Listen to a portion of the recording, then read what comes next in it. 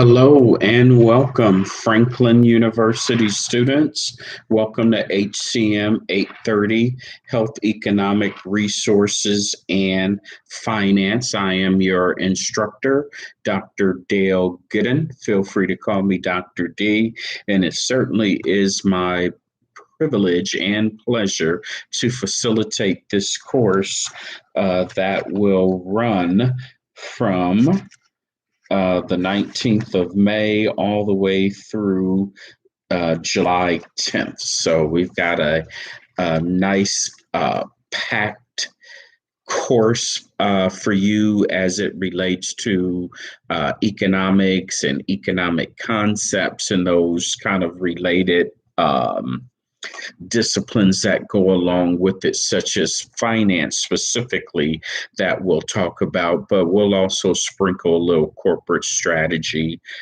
in there and maybe even briefly touch upon accounting as well. So, and that's one thing for those of you that don't have a background in business per se or the business of healthcare. I think one of the major takeaways that you'll take from this course is that there's an overlap between accounting, finance, economics, corporate strategy. And so depending on what your model is or your thesis, your hypothesis, it will often involve the interrelationship between at least four of those topics.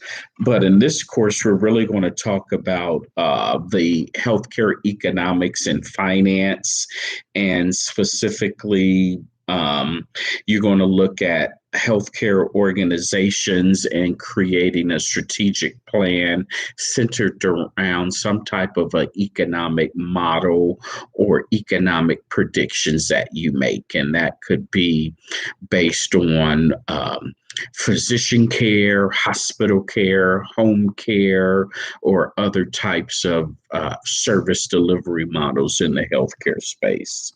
As far as the outcomes, and I'm reading directly from the syllabus, which you can find on Canvas. You're going to analyze the financial conditions, of healthcare organizations, evaluate the resource management policies and procedures of healthcare organizations. You're going to create a financial plan for healthcare organization, recommend resource management strategies for that organization, and then ultimately you're going to create a economic model. And in order to do that, there is an excellent textbook there that you have direct access to electronically. That's the Economics of Health and Medicare. I'm going to suggest that you get through those first couple of chapters right away. I know here that chapter 1 starts on May 30th, and then chapter 2 is assigned again on June 13th, and chapter 3 on June 27th. However, I think that the quicker that you can get through chapter 3, the better it will be if you don't have a background in economics. Chapter 3 does an excellent job of really introducing to you and thoughtfully explaining to you the different concepts of economics as it relates to healthcare and the different models and the assumptions that we use when we create those models, particularly as it relates to consumer behavior, consumer taste, consumer demand at both the micro level and the macro level. There's some terms and concepts in there too that I think you'll find very helpful. So I know you have a busy schedule. You're probably taking more than one course. And I'm sure you're doing all kinds of reading, not only for this course, but, in your professional lives as well. But if you want to hit the ground running in this course and get off to a good head start, you definitely want to, as soon as possible, get to chapter 3, consume that information in chapter 3, and you will be well on your way to establishing a good foundation on what it is that we want to talk about, analyze, understand, and process in this course. As far as the course outline, you'll find that right there in the syllabus. You'll have a combination of doctoral dialogues, key assignments, and chapter readings in each week of the course there. The deliverables there are due by 11:59 Eastern Time. And so if you have any questions or comments about that, feel free to reach out to me. As far as my general office hours go, I like to say that I'm available Monday through Saturday from 7 a.m. to 7 p.m. Eastern, and by appointment on Sunday. So if you need to reach out to me on Sunday, let's set up an appointment as soon as possible. Other than that, you can pretty much reach out to me via email. I answer my emails right away. And, my contact information is there. So if you ever need to text me or call me, that certainly is appropriate as well. I've scheduled 4 live sessions for this course. Um, and I don't know that they're mandatory. And I guess there'll really be a combination of office hours and lectures. So I'll certainly have some relevant content that I'll share with you on those dates, which will be on a Monday, 5/17, 5/31, 6/14, and 6/28.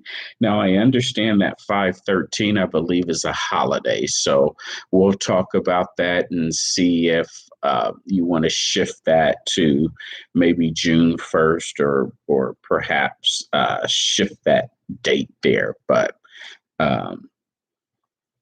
there will be 4 live sessions, and those sessions will start at 9 p.m. Eastern. So if that's too late, let's kind of talk about that. I'm actually in the Pacific time zone, so I'm flexible when it comes to the start time, and we'll connect via Zoom.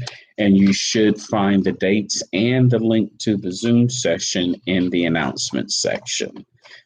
As far as about me and my bio, you can find that information on the announcements as well. But I have been with Franklin University since 2018 in the role of dissertation chair and doctoral faculty advisor, as well as an adjunct professor.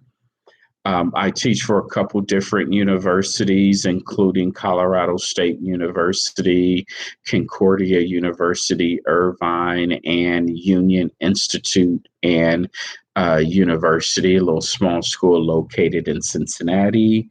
I have a Doctor of Health Sciences from A.T. Still University. That is the founding institution in osteopathic medicine and whole person healthcare, for those of you that aren't familiar.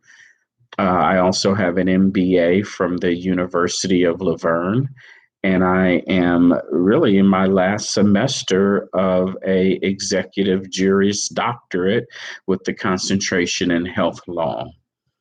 And so that's a little bit about me. I look forward to reading the discussion board and finding out about you. Congratulations on pursuing your